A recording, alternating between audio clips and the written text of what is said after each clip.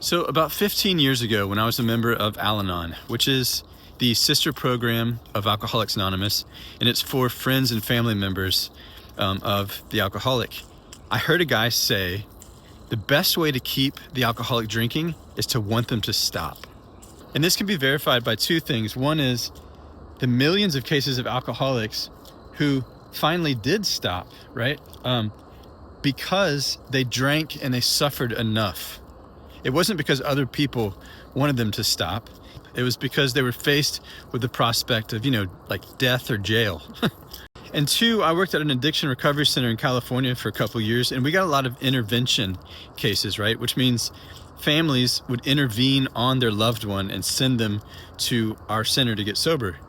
Almost none of these intervenees got and stayed sober because other people wanted them to change, right?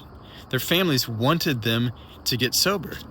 So what is that, right? What is that mechanism inside of human beings that makes us such martyrs, that makes us have to suffer on our own terms until we're ready to stop or not?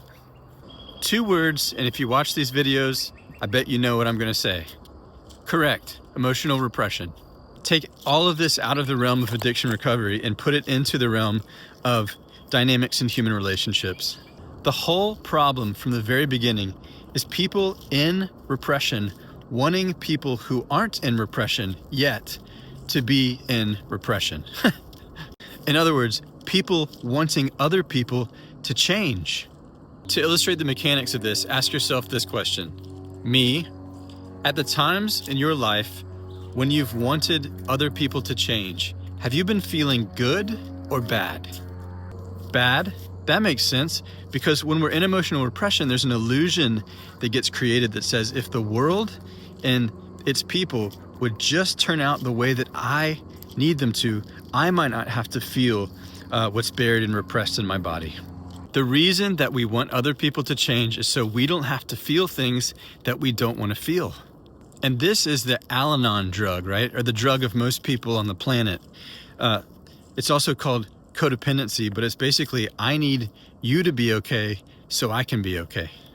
And so just like the number one way of ensuring that other people stay the same is by continuing to want them to change, the number one way to affect change is to stop wanting them to be different than they are. And I'll just tell you, you will not be able to do that if you're in emotional repression.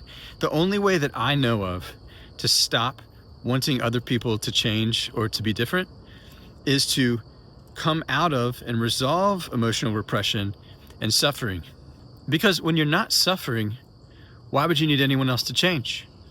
I watched it happen a number of times in Al-Anon where the codependent spouse or parent would start doing their own internal work, get themselves freer of their suffering, and then the alcoholic was able to hit bottom and follow suit. My sponsor used to call it the unexpected perks of ending your own suffering. If you'd like to experience some of them, visit repressiontest.com.